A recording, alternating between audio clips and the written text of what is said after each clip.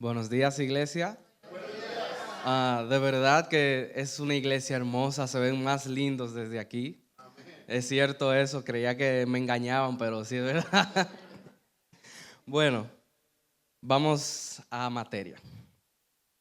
Muchas veces nosotros oramos diciéndole al Señor, Señor, úsame, dame habilidades para yo serte útil, dame cosas grandes.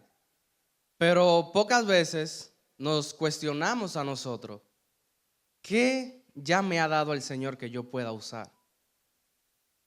Siempre decimos, Señor, dame, dame, dame, pero no hacemos conciencia en qué ya tenemos. Hoy vamos a ver cómo la palabra del Señor nos enseña qué es lo que Él nos ha confiado, de acuerdo a su medida para que nosotros seamos fieles y diligentes. Y para que seamos buenos administradores de su gloria. ¿Qué estamos haciendo con lo que Dios puso en nuestras manos mientras esperamos su regreso? Para esto vamos a ir a Lucas 19 del 11 al 27. Y como título a esta enseñanza tiene permanece fiel hasta su venida.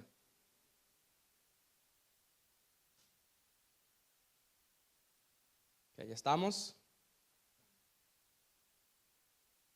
En esta enseñanza vamos a usar una de las tantas parábolas que hizo el Señor. Esta parábola tiene algo de congruidad con la parábola de los dones, pero hay una pequeña diferencia, ya que la parábola de los dones nos dice que obedeciendo al Señor y multiplicando ya lo que Él nos ha dado, tendremos una recompensa. Si somos fieles, seremos recompensados.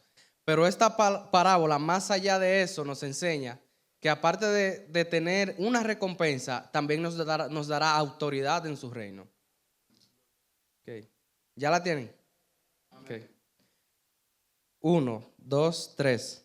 Oyendo ellos estas cosas, prosiguió Jesús y dijo una parábola, por cuanto estaban cerca de Israel, o de Jerusalén, y ellos pensaban que el reino de Dios se manifestaría inmediatamente. Dijo pues, un hombre noble se fue a un país lejano para recibir un reino y volver. Y llamando a 10 siervos suyos, les dio 10 minas y les dijo, negociad entre tanto que vengo. Pero sus ciudadanos le aborrecían y enviaron traer una embajada diciendo, no queremos que éste reine sobre nosotros. Aconteció que vuelto él, después de recibir el reino, mandó a llamar ante a él aquellos siervos los cuales había dado el dinero, para saber lo que habían negociado cada uno. Vino el primero diciendo, Señor, tu mina ha ganado 10 minas. Él le dijo, está bien, buen siervo fiel, por cuanto en lo poco has sido fiel. Vino otro diciendo, Señor, tu mina ha producido 5 minas.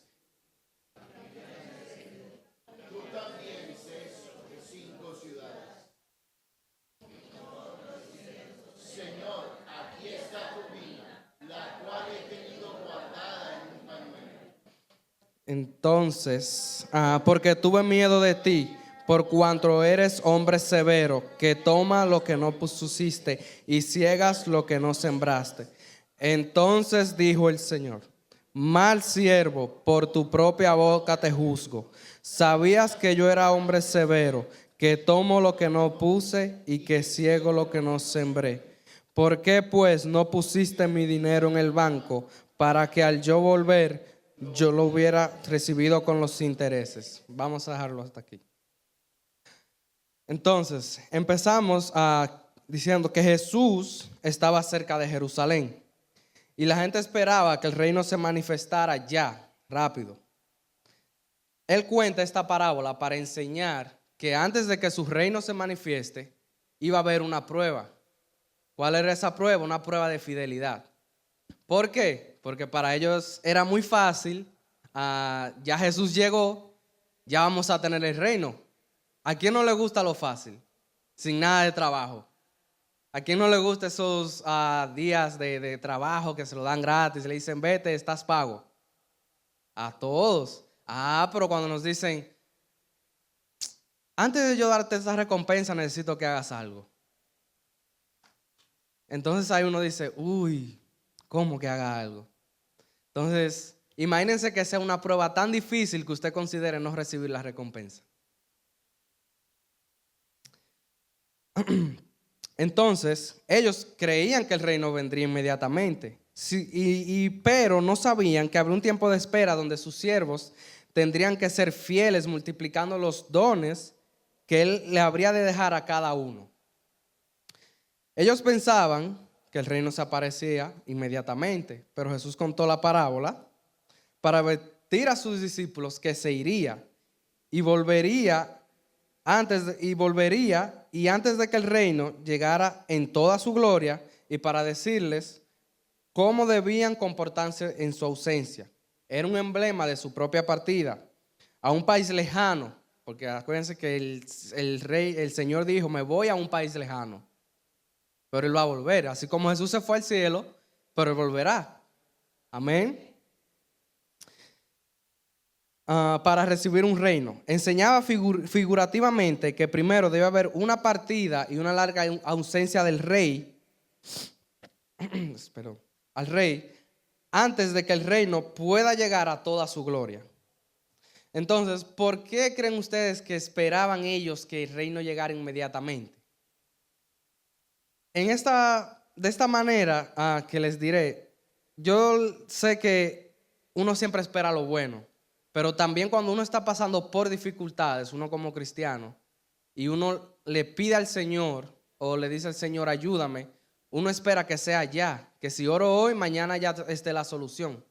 Entonces ellos esperaban que cuando Jesús apareció, el reino también llegaría inmediatamente con él, porque el pueblo judío, especialmente los que seguían a Jesús, que creían en el Mesías, ellos creían que Jesús vendría a liberarlos del dominio romano.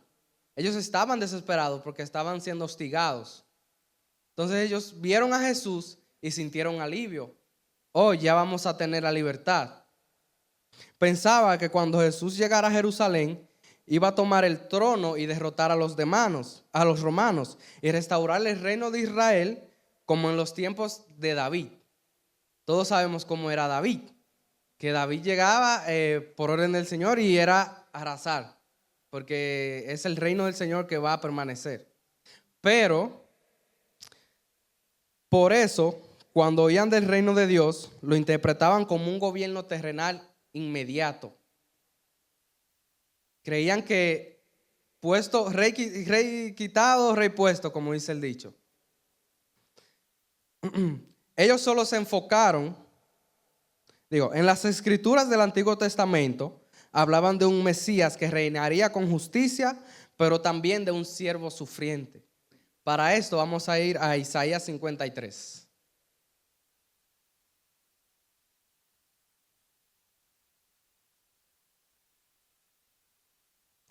1, 2, 3. Despreciado y desechado entre los hombres, varón de dolores. Experimentado en quebranto y como que escondimos de él el rostro. Fue menospreciado y no lo estimamos. Siguiente. Ciertamente llevó él nuestras enfermedades y sufrió nuestros dolores. Nosotros le vimos por azotado, por herido de Dios y abatido. Mas él herido fue por nuestras rebeliones, molido por nuestros pecados. El castigo de nuestra paz fue sobre él, y por su llaga fuimos nosotros curados. Todos nosotros nos descarriamos como ovejas, cada cual se apartó por su camino, mas Jehová cargó en él el pecado de todos nosotros.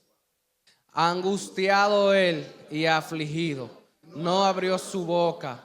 Como cordero fue llevado al matadero, y como oveja delante de sus trasquiladores, enmudeció y no abrió su boca.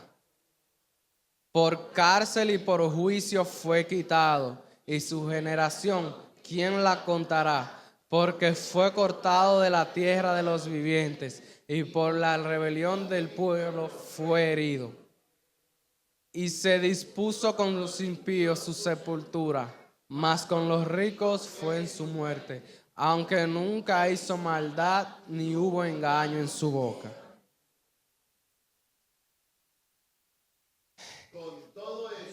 Quizás quiso quebrantarlo, sujetándole el padecimiento. Cuando haya puesto su vida en expiación por el pecado, veré el linaje y vivirá por los largos días, y la voluntad de Jehová será en su mano prosperada. Amén.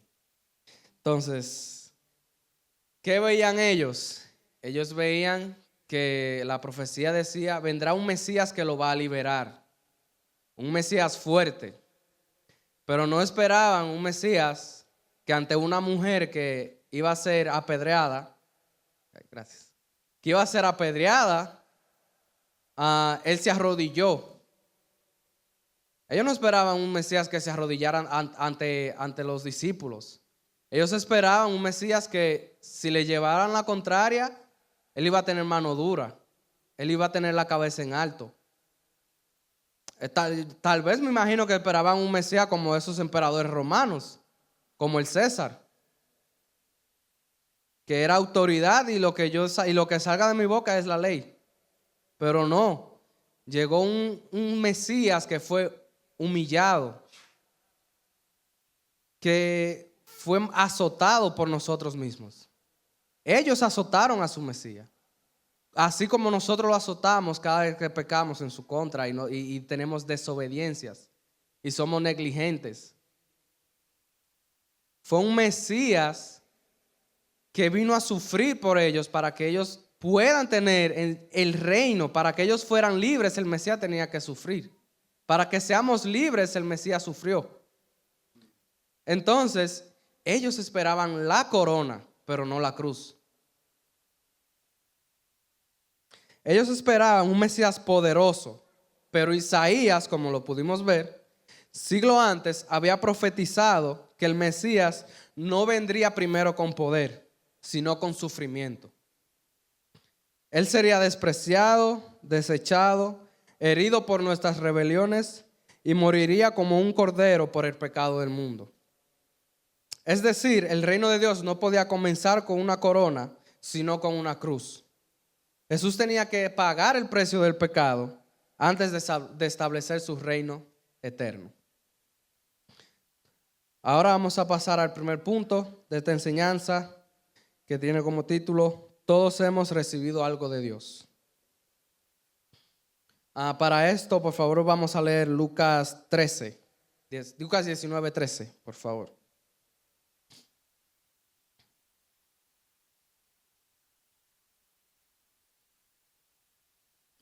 ¿Ya lo tienen? Okay. Y llamando a 10 siervos suyos, les dio 10 minas y les dijo: negociad entre tanto que vengo. Todos tenemos algo que Dios nos confía. Él pone en nuestras manos dones, talentos, oportunidades, no para guardarlos, sino para usarlos y multiplicarlos. Cada uno de nosotros tiene una misión única en este mundo. Y cuando somos fieles en lo poco, Dios nos confía aún más. Si Dios a mí me dio el don o el talento de yo ser buen servidor, y yo, no sé, porque quiero servirle aún más, digo: oh Señor, voy a poner en oración de que tú en algún momento me des una tarea más grande. Él se la dará. Porque si usted le es fiel siendo servidor, su recompensa será más grande, y Él le va a confiar algo más, con más responsabilidad, de más carácter, algo que usted tal vez en un futuro, en un pasado, no se imaginó que haría en el futuro. No se trata solo de lo que tenemos, sino de lo que hacemos con lo que Él nos ha dado. Lo que recibimos puede ser tiempo, talentos, recursos, familia, ministerios y vida espiritual. ¿Cómo lo hacemos con la familia? vemos un hermano que tal vez está pasando por una situación de tristeza, soledad. ¿Qué hacemos? Hermano, venga, mi familia lo va a coger este día para que oremos por usted. Para que repasemos el viernes en el altar familiar la palabra del domingo. Y tengan por seguro que ese hermano, quizás por esa noche o por esos días, va a perder ese sentimiento de soledad que tenía.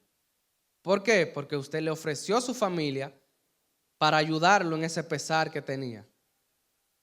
Con talentos, cantar, tocar instrumentos. Con los recursos, mi carro. Yo puedo un día ver a una persona buscando una iglesia y yo utilizo mi carro para traerlo, lo invito y utilizo mi carro para traerlo aquí. Así multiplicamos con recursos, así multiplicamos con familia y con dones. Pero seguro, sé que como yo hay personas, como yo al principio, hay personas que no saben o quizás no sientan saber qué les ha confiado Dios. Para esto vamos a leer Romanos 12, 6, 8. Por favor. Ok, 1, 2, 3. De manera que diferentes dones, según la gracia que nos es dada, si el de profecía, úsese conforme a la medida de la fe. O si de servicio, en servir. O el que enseña en la enseñanza. El que exhorta en la exhortación, el que reparte con liberalidad, el que preside con solicitud, el que hace misericordia con alegría. Aquí Pablo nos enseña que cada uno tiene dones distintos, dados por la gracia de Dios. Y para saber qué te confió Dios, observa qué haces con pasión y fruto espiritual. Algo que haces sin pesar ni sentimiento de obligación. Y que no te moleste, sino al contrario, lo haces con amor y sin esperar nada a cambio. ¿Qué me dice esto? Que si yo sirvo y yo siento que es un compromiso, debo dejar de servir como mujer. ¿Por qué? Porque no estoy sirviendo para el Señor, estoy sirviendo para el hombre. Y aquí venimos a servirle al Señor, a formar parte del cuerpo de Cristo. O si usted siente que es una obligación, pídale, Señor, quita este pensamiento que el enemigo está poniendo en mí para yo dejar de servirte. Porque Dios nunca va a poner en duda dónde está usted sirviendo. Es el enemigo. El enemigo busca que nosotros seamos perezosos. ¿Por qué? Porque Dios detesta la pereza. Que no seamos diligentes. Eso es lo que busca el enemigo. Porque siendo negligentes nos apartamos del cuerpo. Y si nos apartamos del cuerpo, ¿hacia dónde vamos?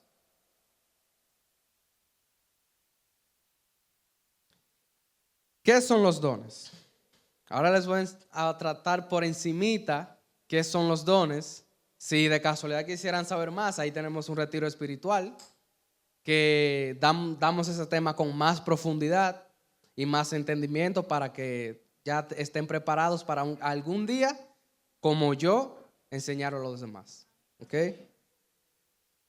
Los dones son talentos naturales, innatos o dones espirituales, que son habilidades sobrenaturales otorgadas por Dios a través del Espíritu Santo para servir a otros. Los dones espirituales se otorgan para edificar a la iglesia. ¿Y qué es la iglesia? El cuerpo de Cristo. ¿Y estamos edificando a quién? A Cristo.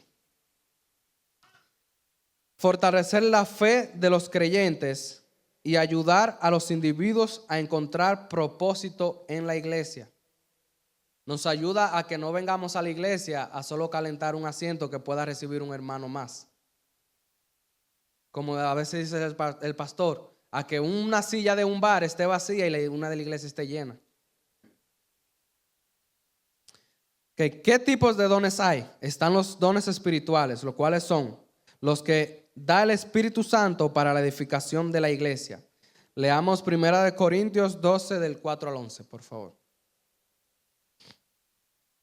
A la cuenta de 3. 1, 2, 3. Ahora bien, hay diversidad de dones, pero el Espíritu es el mismo. Siguiente, por favor. Y hay diversidad de ministerio, pero el Señor es el mismo.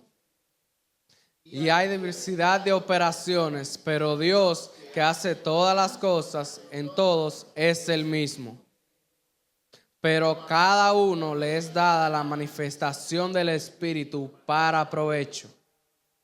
Porque a este es dada por el Espíritu palabra de sabiduría, a otro palabra de ciencia, según el Espíritu. A otro fe por el mismo Espíritu, y a otros dones de sanidades por el mismo Espíritu.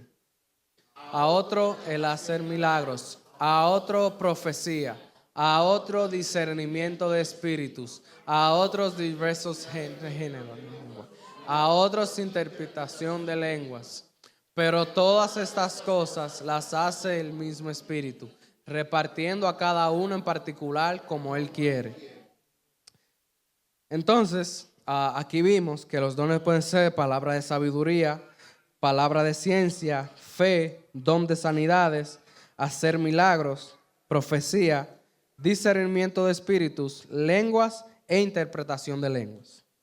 Estos dones operan por el poder del Espíritu Santo, no por habilidad humana. Pero también tenemos los dones ministeriales. Son los dones que Dios da para el liderazgo y el servicio dentro del cuerpo de Cristo. Por favor, vamos a Efesios 4, 11, 12.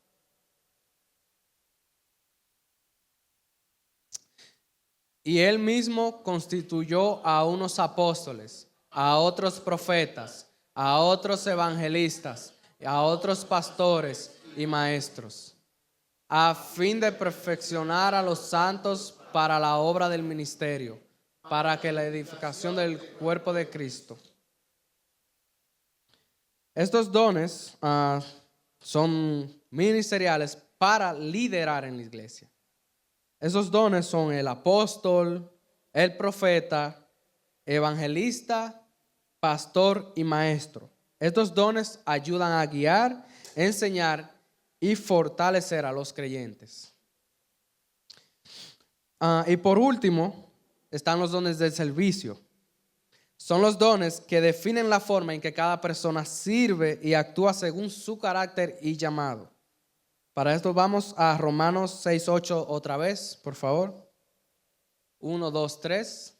De manera que teniendo diferentes dones, según la gracia que nos es dada, es de la profecía, úsese conforme a la medida de la fe. Si de servicio en servir, o el que enseña en la enseñanza, el que exhorta en la exhortación, el que reparte con liberalidad, el que preside con solicitud, el que hace misericordia con alegría. Entonces, esos dones serviciales pueden ser como la profecía, que es exhortar o hablar con verdad. El de servicio, que es ayudar y asistir. Enseñanza, que es explicar la palabra. Exhortación, que es animar, motivar. Dar, que ya es un gesto de generosidad. Administración, organizar o dirigir. Y por último, misericordia, mostrar compasión. Estos dones moldean tu manera de servir y tu propósito en el cuerpo de Cristo. Antes de seguir, quiero contar un pequeño testimonio mío sobre el servir y de los dones. Cuando yo fui al retiro espiritual, que vi la enseñanza de los dones y eso, yo llegué a mi casa, la noche que yo me fui a acostar, yo no pude dormir porque tenía preocupación. Porque yo decía, Señor, ahí hay tantas cosas y yo creo que no tengo ninguna.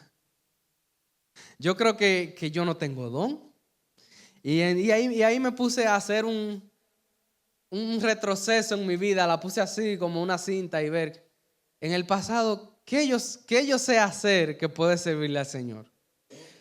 Entonces llego a mi casa, esa noche no dormí, al otro día estaba bebiendo café porque no dormí por eso. Pero cuando llego a mi casa, todavía me quedo con la duda de qué puedo hacer yo para servir al Señor. Entonces, yo me pongo a pensar, practico cantar, no sé cantar. Me pongo enfrente de un espejo a hablar. Digo, no, pero yo tartamudeo mucho, yo me enredo. No puedo soltar la palabra. No puedo enseñar. Entonces, me ponía a pensar, no me ponía a pensar como en qué ya tengo, sino como en qué yo quería. Inconscientemente pensaba en qué yo quería para servirle al Señor.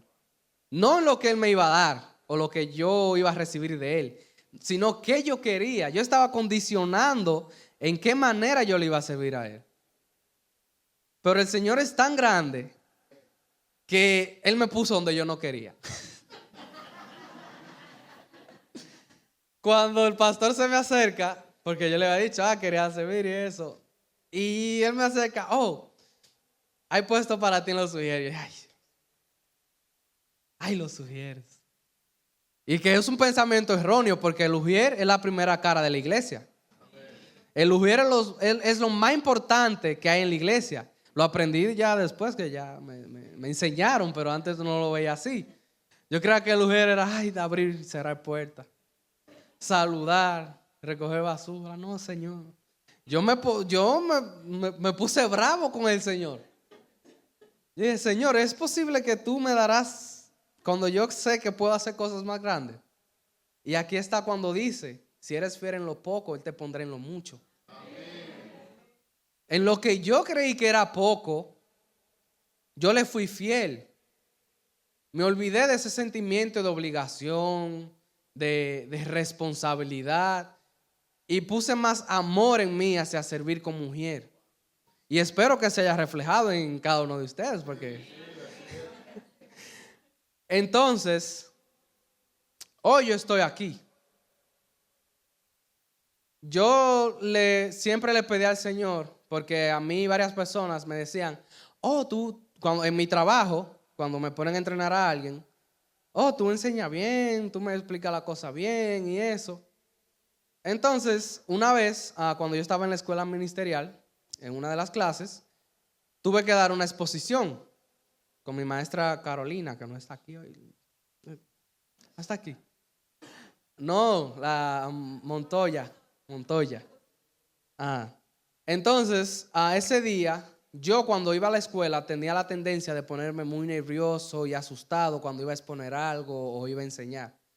Pero curiosamente, para ese día, yo no estaba nervioso ni asustado, sino que sentía paz, tranquilidad, emoción, como hoy siento emoción. Perdónenme si me río un poco porque es emoción que tengo.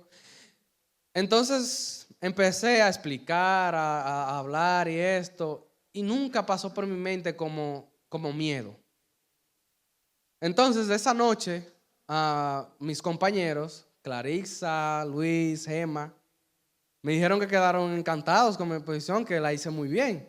Entonces, dentro de mi cabeza, yo dije, Señor, ¿y si esta es una oportunidad para servirte?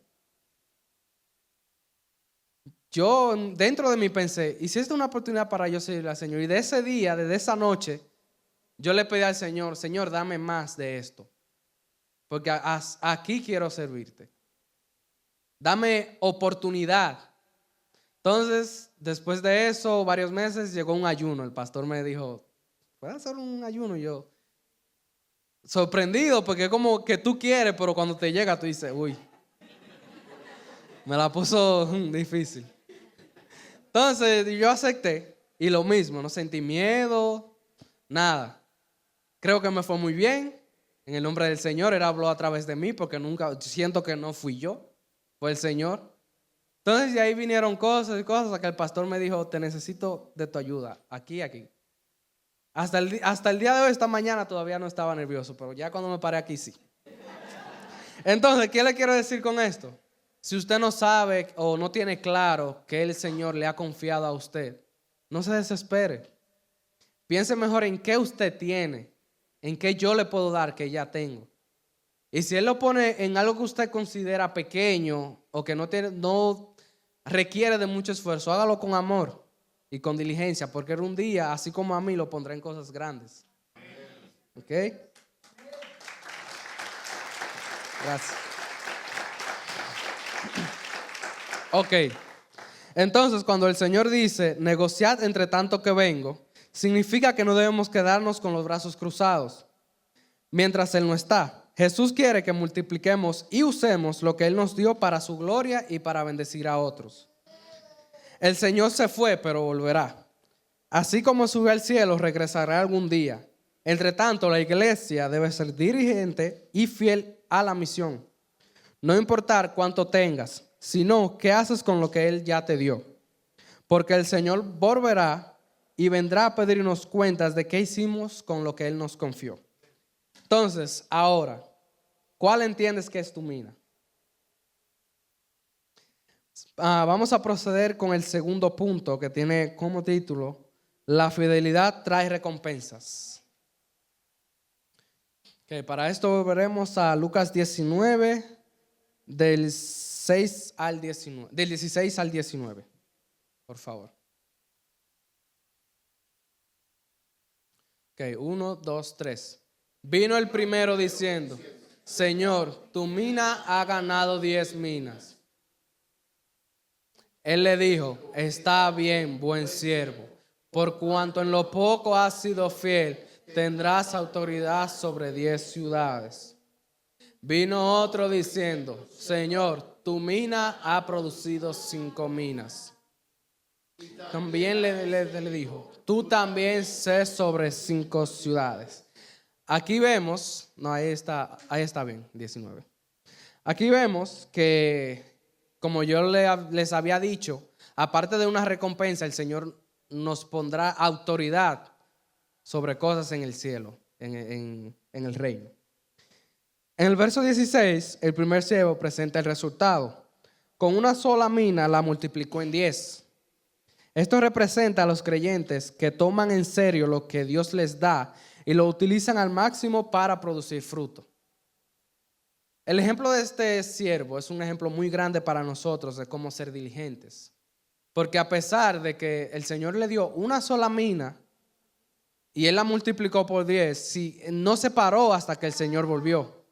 Él pudo haber multiplicado 5 o 6 y decir, ok, es suficiente. Pero el Señor me dijo, hasta que yo vuelva. No que me paren en el camino, no, hasta que yo vuelva multipliquen.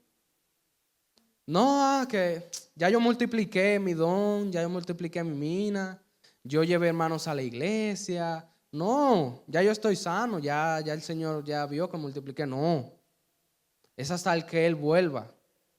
Porque así como Él nos da en abundancia, también nosotros debemos devolverle en abundancia. En el verso 17, el Señor lo felicita. Está bien, buen siervo. Aquí vemos la recompensa, autoridad sobre 10 ciudades. Eso enseña que la fidelidad en lo poco trae mayor responsabilidad y honra en el reino de Dios.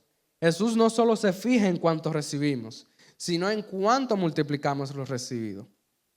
Si sea 5, 100, 10, 5, 1, Dios no te va a preguntar, ¿qué hiciste con las 10 minas que te di? No, ¿multiplicaste lo que te di? Él no te va a preguntar qué cantidad yo te di para que tú me devuelvas. No, Él te va a decir, me devolviste. Recibí de parte tuya en abundancia. Eso el Señor nos preguntará. En el verso 18, el otro siervo presenta 5 minas. Aunque no produjo tanto como el primero, también fue productivo y fiel. Dios no exige lo mismo a todos. Dios no exige lo mismo a todos en cantidad, sino en fidelidad, con lo que cada uno se le fue dado. Él no le va a pedir, tráeme tanto, séme fiel, que si tú eres fiel, sé que me vas a traer en cantidad. Él mira más allá que eso, la fidelidad. En el verso 19, el Señor los recompensa con 5 ciudades. Otra vez vemos el principio. La recompensa es proporcionar al esfuerzo y a la fidelidad, no a la compasión con otros. Un ejemplo claro es cuando estamos trabajando, que yo sé que algunos hacen más que su compañero, pero reciben la misma paga. O el jefe tal vez le da una recompensa más grande a su compañero que hace menos que usted. por compasión, tal vez por amistad. Entonces nosotros decimos que es injusto porque yo me sacrifico, yo me esfuerzo más que Él y recibo menos. Pero como el Señor es justo y su justicia es divina, Él recompensa por fidelidad y por lo diligente que fuimos. Si mi hermano de la derecha o de la izquierda, no es que lo miren, hace menos que yo, no va a recibir más que yo, porque el Señor es justo.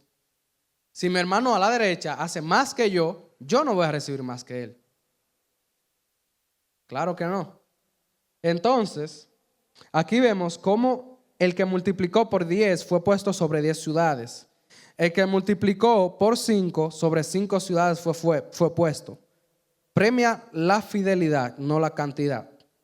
Y quiero dar un pequeño ejemplo. Vamos a imaginar que nosotros estamos en el reino y cada cosa que multiplicamos aquí es una corona en el reino, en nosotros, para cuando el Señor pase al frente de nosotros y estemos alineados frente al Señor, tirarle esas coronas a sus pies. ¿Cómo se sentiría usted si aquí usted no fue tan diligente y llegó con pocas coronas al reino y llega el Señor y usted feliz tirando y tirando y que ya no me quedan más? Y que usted ve a los otros hermanos con felicidad adorando al Señor. Imagínese, usted ya triste porque usted no le fue fiel y no pudo adorarlo más en el cielo como sus hermanos. Es triste. Se queda como con ese sentimiento, lo sienten como de tristeza, de Señor, quisiera darte más, pero no pude. Y por eso es que hay que ser diligente aquí, en este tiempo. Porque ya cuando ya llegue el Señor al final de todo, ya no podremos hacer nada. Es ahora, no mañana ni pasado, porque usted no sabe qué le parará mañana. Es el hoy. Que ahora vamos a ir a unos ejemplos de cómo algunas personas tuvieron fe y diligencia y el Señor multiplicó. ¿Ok? Vamos a ir a Juan 6, del 9 al 13, que es sobre el muchacho que tenía los 5 panes y los peces. 1, 2, 3. Aquí está un muchacho que tiene 5 panes de cebada y 2 pepillos. Mas, ¿qué es esto para tantos? Entonces Jesús dijo: haced recostar a la gente. Y había mucha hierba en aquel lugar. Y se recostaron como en número de 5,000 varones.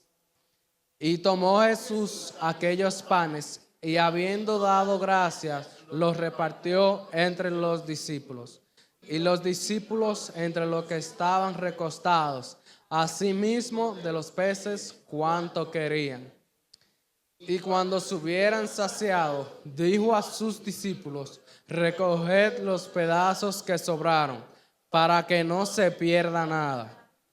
Recogieron pues y llenaron 12 cestas de pedazos, que en los 5 panes de cebada sobraron a los que habían comido.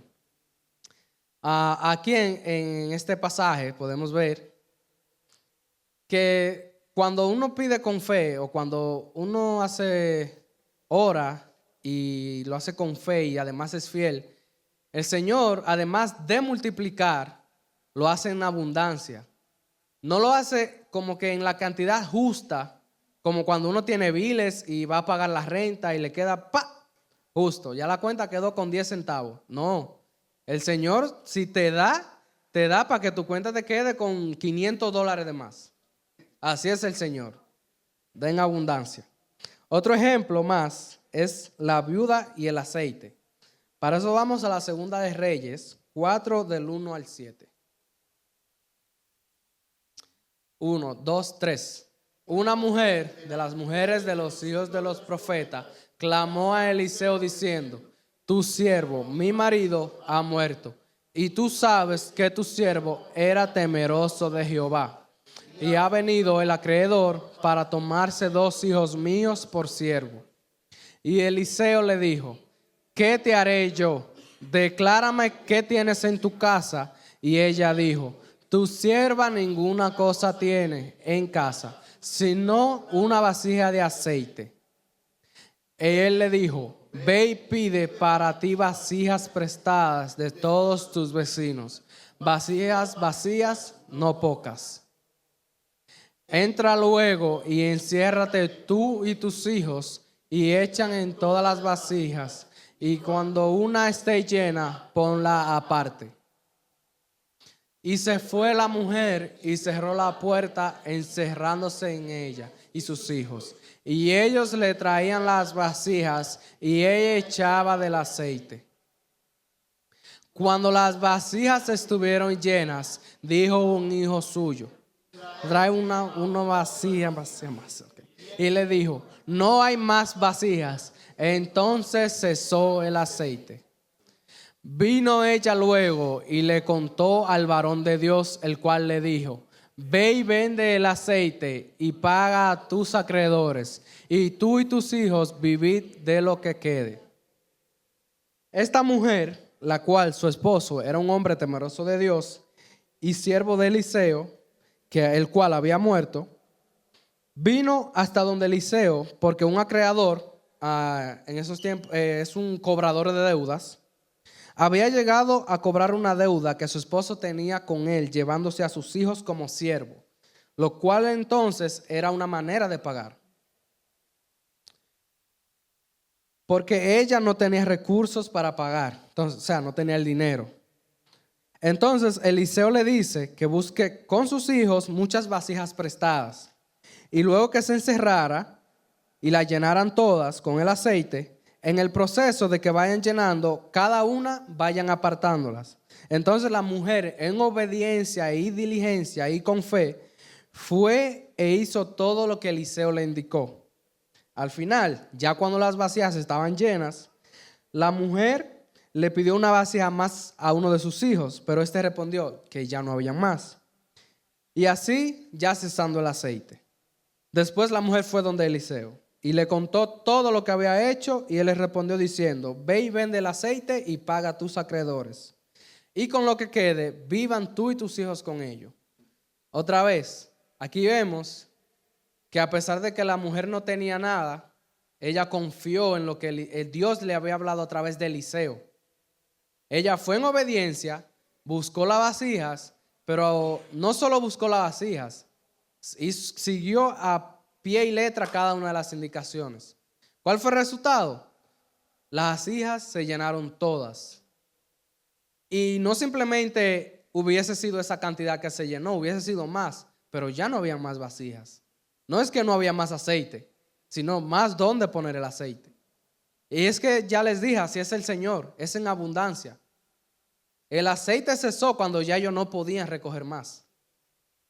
Entonces, al final, pagaron su deuda, como le dije, paga tu renta y te queda para vivir ese mes más. Pero a ellos les quedó para vivir la vida. Pagaron la deuda y pudieron vivir plenamente con lo que les sobró. Así es el Señor. Él da en abundancia, no limitado. Ok. Malaquías 3:10.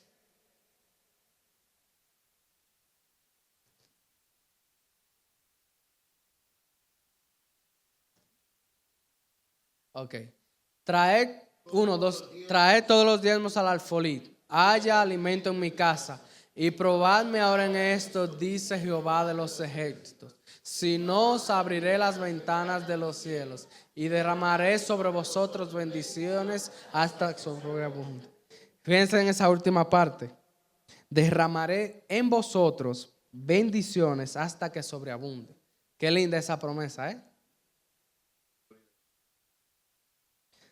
La obediencia y la fidelidad abren las puertas del cielo. Cuando eres fiel en lo poco, Dios derrama bendición sin medida. Como dice Mateo 25:23, si eres fiel en lo poco, Dios te pondrá en lo mucho. No subestimes tus pequeñas acciones de fe, oración, servicio o generosidad.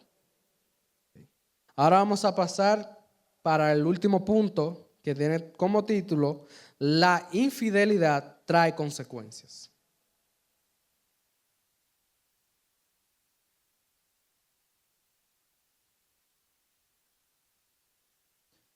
Okay, para esto vamos a leer Lucas 19:20 al 27.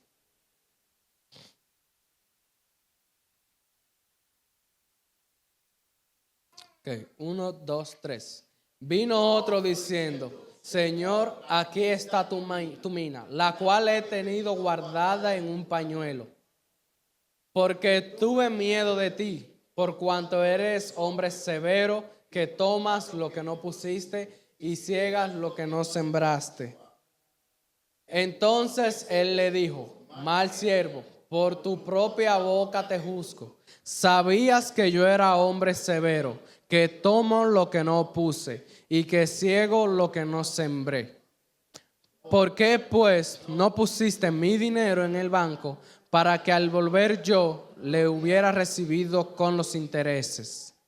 Y dijo a los que estaban presentes, quitarle la mina y darle al que tiene las 10 minas. Ellos le dijeron, Señor, ¿tiene 10 minas?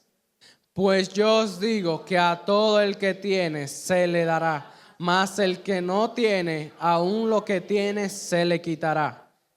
Y también aquellos mis enemigos que no querían que yo reinase sobre ellos, traedlos acá y decapitarlos delante de mí. Entonces, el siervo que escondía la mina fue llamado siervo malo. Su problema no fue falta de recursos, sino temor, pereza y excusas, y lo que no usó se le fue quitado. Hoy quiero recordar un pequeño ejemplo que nos dio nuestra hermana Greti en una oración por los diezmos sobre el pañuelo. Que el siervo tomó el don o la mina y la puso en el pañuelo y la guardó. El ejemplo que Greti hizo fue que el pañuelo, la mayoría de los hombres, o antes se usaba, era más común usarlo para secar el sudor. Entonces lo guardaban. Aquí quiero como hacer una semejante y simbolizar que así como él guardó su mina, nosotros a veces secamos el sudor y lo guardamos al bolsillo, en vez de ofrendarlo al Señor. El tercer siervo justificó su desobediencia alegando que su amo era tan poderoso que no necesitaba la ayuda del siervo. Cosechas lo que sembraste y recoges lo que no sembraste, le dijo él al Señor. Así es como que nosotros no podemos pensar que porque Dios es todopoderoso, omnipotente, omnipresente y omnisciente, no necesite de nosotros. Porque aparte de Él necesitar de nosotros, también nuestros hermanos necesitan de nosotros. Entonces, ¿qué hago yo pensando que el Señor no necesita de mí y puedo servirle a un hermano y dejo que el hermano pase su trabajo porque el Señor lo puede hacer él? No importa que el Señor sea todopoderoso, hay que servirle y ser diligente. Y ojo, no ponerlo como excusa porque será peor. Entonces el Señor le dice, por tus propias palabras te juzgaré, siervo malvado. Sabías que yo era un hombre severo. El siervo, a pesar de que el Señor es severo, desobedeció. Es como que es lo contrario del soldado que sabe que va a la guerra. Él sabe a lo que va. El siervo desobedeció sabiendo que el Señor era severo. Y aún así desobedeció. Él aceptó inmediatamente sus consecuencias. O tal vez creyó que como el Señor era misericordioso, a lo mejor dijo, no, el Señor me va a perdonar. Pero no, si nosotros somos diligentes, vamos a recibir consecuencias. Claro, el Señor perdona, pero la consecuencia está. El amo no recompensó al tercer siervo, al contrario, le reprendió, pues el gran poder del amo debería haberlo impulsado a mayor diligencia, no a la desobediencia y la pereza. Hubiera sido fácil para este siervo hacer algo con los recursos de su amo. ¿Por qué pues no pusiste mi dinero en el banco?, le dice el Señor. Sin embargo, por desobediencia no hizo nada. Ya esto no fue un caso de que él fue negligente. No, fue desobediencia. Ya eso es otra cosa. Ya fue desobediente, no fue solamente diligente. Entonces el Señor le dice a los otros siervos, quítenle la mina y désenla al que tiene 10 minas. El tercer siervo lo perdió todo. Siguió siendo siervo de su amo y viviendo en su casa, pero se quedó sin nada. demostró ser incapaz de administrar los bienes de su amo y no se le dio nada que administrar. Traes el ejemplo de cuando estemos en el cielo con las coronas. Si usted no hace nada, usted puede bajar al cielo, pero no tendrá coronas.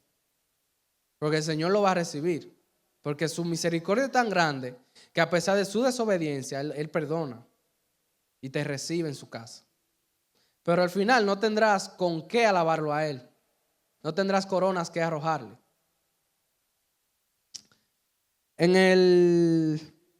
Jesús lo enfatizó al decir, porque les digo que a todo el que tiene se le dará más, y al que no tiene, aún lo que tiene se le quitará. Aquí lo que quiere decir es que el que tiene y reflejó que tenía, multiplicándolo y dándole a los demás, se le dará aún más. Pero cuando el Señor dice el que no tiene, en verdad el que no tiene, pero lo tiene tan oculto que hace como que no tiene nada. Entonces, aún eso poco que tenía, que no lo multiplicó, no fue diligente con ello, el Señor se lo quitará. Amén. Quien es fiel al Señor será recompensado, y quien no lo es sufrirá pérdida. La luz recibida trae más luz, la luz rechazada trae la noche. En la vida cristiana no nos quedamos quietos, usamos nuestros dones y progresamos o perdemos lo que tenemos. En el verso 27, el amo le dice a los siervos, traigan aquí a mis enemigos y decapitarlos delante de mí. ¿Quisieran ser ustedes enemigos del Señor? ¿Ven qué severo es el Señor con sus enemigos? Todos los siervos tuvieron que responder por su trabajo en ausencia del amo, pero al menos ninguno de ellos fue culpado de traición. Ahora, el amo trató como sus enemigos los ciudadanos rebelados mencionados en Lucas 19:14. Pero sus ciudadanos le aborrecían y le enviaron tras él una embajada diciendo, no queremos que éste reine sobre nosotros. Y quienes le odiaban y decían, no permitiremos que este hombre reine sobre nosotros. Ellos podían intentar negar el reinado del amo cuanto quisieran, pero no les serviría de nada, ya que él gobernaría sobre ellos de una forma u otra. Así que no sirve de nada a usted o las personas decir, no, yo no creo en Jesús, no creo que Él volverá, no creo que hay un reino. Como quiera pasará. Y ellos son los que sufrirán la consecuencia de eso. Ellos serán los decapitados, no usted. Usted crea que el Señor va a venir y que hay un reino por llegar, eterno y vida en abundancia. Amén.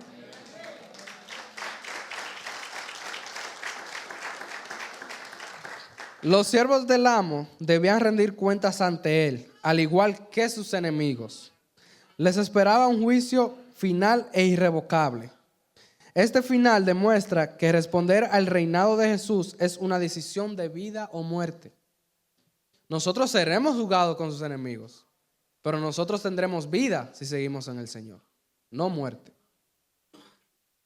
Entre tanto que vengo, la parábola muestra que cada creyente redimido tiene la responsabilidad de emplear fielmente lo que Dios le ha dado. A cada uno se le ha dado la oportunidad, el tiempo y los medios para vivir por Cristo mediante actos de bondad, ofrendas, en oración y de otras muchas maneras. El mensaje principal de esta parábola es claro: el reino tardará en llegar. Por lo que debemos concentrarnos en ser siervos fieles mientras tanto. Nuestro maestro se ha ido y un día regresará con su reino. Mientras tanto, se nos ordena administrar lo que nos ha dado hasta su regreso. Cuando nuestro maestro regrese, vendrá a recompensarnos según nuestra fidelidad. Y seremos recompensados con diferentes niveles de autoridad en su reino. Cuando el Señor dice ha sido fiel, el que haya sido fiel en su servicio y haya compartido su carga en la tierra, porque estamos compartiendo la carga del Señor, será ricamente recompensado en el reino futuro. Se le darán mayores tareas en el cielo y en la tierra nueva. Los que han sido fieles en menor agrado recibirán un lugar más pequeño y menos responsabilidad. Lo mismo con la corona. Si usted es menos responsable y menos diligente, recibirá menos coronas para alabar al Señor. En conclusión, seamos diligentes con Dios y con lo que Él nos ha confiado. No permitamos que la pereza tome el lugar del Señor en nuestros corazones. Seamos como esos siervos que fueron diligentes y que a pesar de ellos saber que el Señor era todopoderoso, no dudaron en multiplicar sus minas. Fueron fieles y el Señor los recompensó. Así como fueron ellos recompensados, también lo seremos nosotros. Para terminar, tengo 2 versículos para que los leamos y se nos queden en nuestros corazones. El primero es Proverbios 10:4, que dice: la mano negligente empobrece, mas las manos de los diligentes enriquece. Siguiente. La mano de los diligentes se enseñoreará, mas la negligencia será tributaria. Por favor, pónganse de pie, hermanos, para adorar al Señor.